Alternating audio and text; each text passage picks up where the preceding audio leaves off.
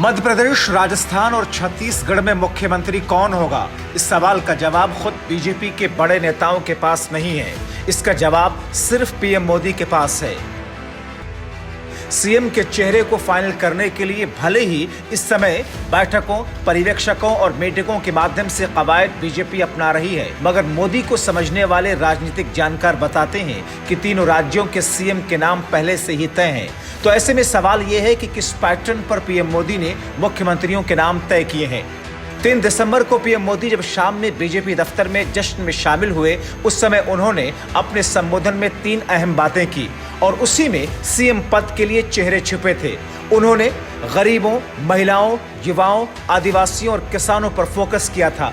राजनीतिक जानकारों की नजर में इन वर्गों के साथ 2024 का लोकसभा चुनाव का समीकरण भी पीएम मोदी की प्राथमिकता में है और इसी में मुख्यमंत्री के चेहरे छिपे हैं।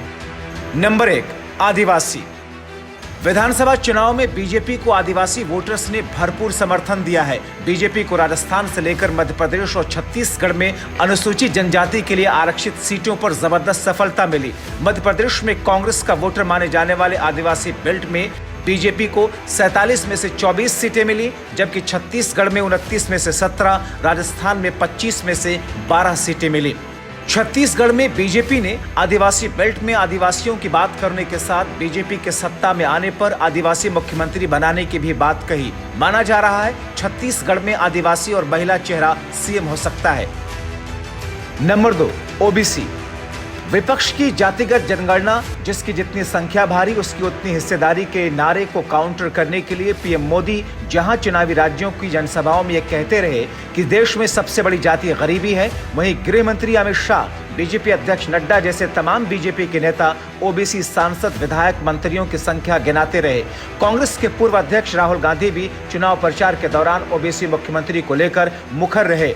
ऐसे में बीजेपी के सामने ओबीसी वोटर्स को अपने पाले में बनाए रखने के लिए राजस्थान में ओबीसी या महिला को सीएम बना सकती है।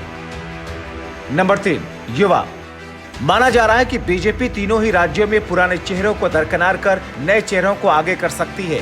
कहा यह भी जा रहा है कि तीनों ही राज्यों में बाबा बालकनाथ, दिया कुमारी, ज्योतिरादित्य सिंधिया जैसे यंग जनरेशन के नेताओं पर बीजेपी दांव लगा सकती है। माना जा रहा है कि मध्य प्रदेश में ज्योतिरादित्य सिंधिया, राजस्थान में बाबा बालकनाथ की किस्मत खुल सकती है। नंबर 4, 2024 का चुनाव। लोकसभा चुनाव का काउंटडाउन चल रहा है। राजस्थान में लोकसभा की 25, मध्य प्रदेश में 29, छत्तीसगढ़ में 11 सीटें हैं। बीजेपी की कोशिश होगी कि पार्टी 2024 के आम चुनाव में इन सीटों में से अधिक लोकसभा सीटें जीत करके आए। जाहिर है 4 ऐसे फैक्टर हैं जिनको भारतीय जनता पार्टी खास तौर पर प्रधानमंत्री मोदी ने पहले से ही निगाह में रखा है। Bureau report, TV7 Bharat.